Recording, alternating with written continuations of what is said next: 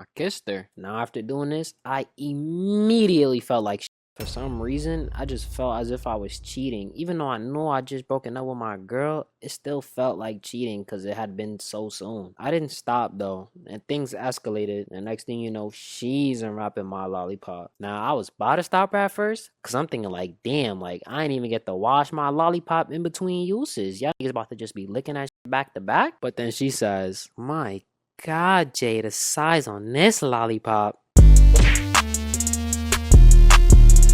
So let's start off by taking your average 18-year-old teen. This is John. Now John, I got a question for you. Yo, what the am I doing here? So John, what do you 18-year-olds value these days? Hey yo, suck my dick. I value my life. What else? I value money and pussy. So what's on the minds of most young men? Money and pussy. Why? Because society's inherent value of a man is based on A, how much money he has, and B, how much pussy he could get. And I ain't gonna lie, they also both very nice. But anyway, in pursuit of these things, some niggas is successful and some niggas is not. In fact, you got 4 groups of niggas. Group 1, can't get no money or no pussy. Group 2, the niggas who get money, but they ain't getting no bitches. But then you got group 3, the niggas who get mad bitches but can't get no money. Now these are the niggas who be driving they shorties cars, ain't got no job, and be bumming it off for shorty. But hey, I don't judge, I respect the hustle, young king. Now lastly, you got group 4, the niggas that get money and they get the shorties. Which one am I? Mine's your neck. Now if you ever struck gold and got the opportunity to talk to one of these living gods, they'll tell you, in order to get this, you gotta be willing to fail. Sometimes you gonna get rejected, and sometimes you gonna lose bread, but it all comes with the game, and if you keep going, you gonna make it all back and then some. Now me personally, I ain't never really made it to the part where you make it all back, especially with the money. Nigga, I am broke, I am popped, I am struggling, word of my mother. Now in terms of the shorties, I mean, yeah, I got a whole lot of fuck ups, but I'd be lying to myself if I didn't acknowledge the few success stories that I had sprinkled in the mix. So today, we gonna finally be telling y'all one of my W's. That day I got 2 shorties to lick my lollipop back to back. Hold on. I'm getting a little ahead of myself. Alright, so boom. So Jay had a past, he had literally just gone out of a relationship. Now to keep it a beam with you, this is one of them stories where the person who it is might actually end up watching this, and I really don't want to make it hot. So for this story, we just gonna call her, I don't know, Leah. Now me and Leah, we actually had a pretty good relationship. I mean, we was vibing, the energy was good, everything was perfect. The only real problem was that our plans didn't align, and for a while we kind of just ignored it and stayed together, but the relationship just wasn't gonna last. Now instead of continuing the relationship and setting myself up for some serious heartbreak, pain, and nights of listening to A Boogie, we both came to a mutual understanding that we should just be friends.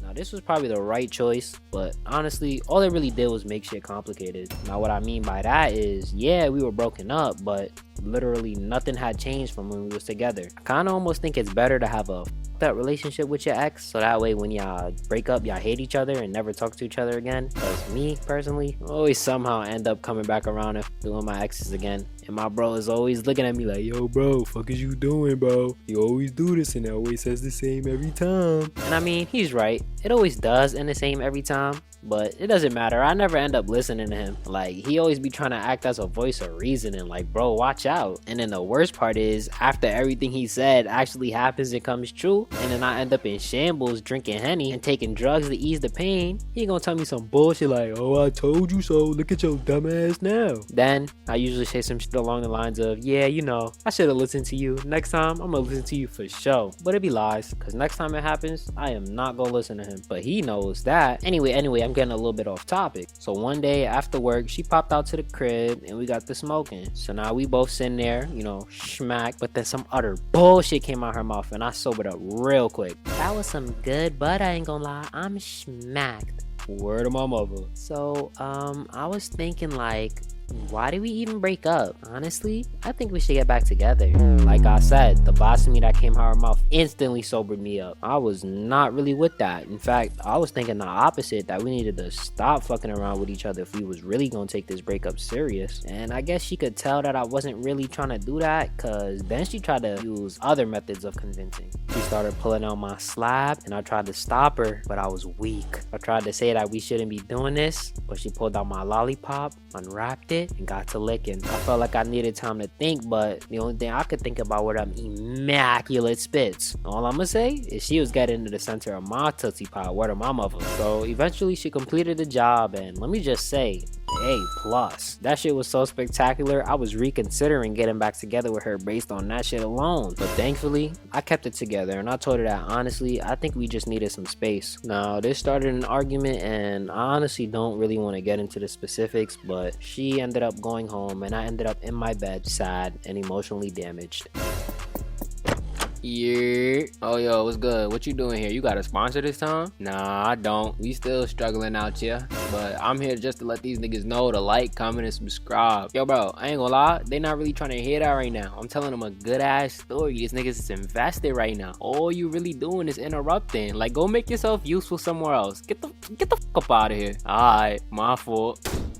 I was feeling extra vulnerable at this time, and I had gotten a text from one of my other female friends, and I guess we'll call her Bree. Now Bree, she had also just gone through a breakup, and she had been texting me, but we was literally just friends. In fact, like I said, I was just in a relationship, and I'm a loyal ass nigga, so it wasn't even nothing like that. But through this conversation, we both kind of connected due to us both being damaged goods. Neither of us was really trying to be in our feelings, and we both needed an escape, so she invited me over to smoke. So I went there and we smoked and we were chilling, we was talking, comforting each other, and I ain't gonna lie, we was kind of close. So me being me, I put my arm around her. Now I don't think she was expecting this, cause she immediately looked up at me, and I ain't gonna lie, you ain't about to be looking in my eyes while you looking that good. So I did what I had to do. I kissed her. Now after doing this, I immediately felt like shit. For some reason, I just felt as if I was cheating. Even though I know I just broken up with my girl, it still felt like cheating because it had been so soon. I didn't stop though, and things escalated, and next thing you know, she's unwrapping my lollipop. Now I was about to stop at first, cause I'm thinking like, damn, like I ain't even get to wash my lollipop in between uses. Y'all niggas about to just be licking that shit back to back. But then she says, my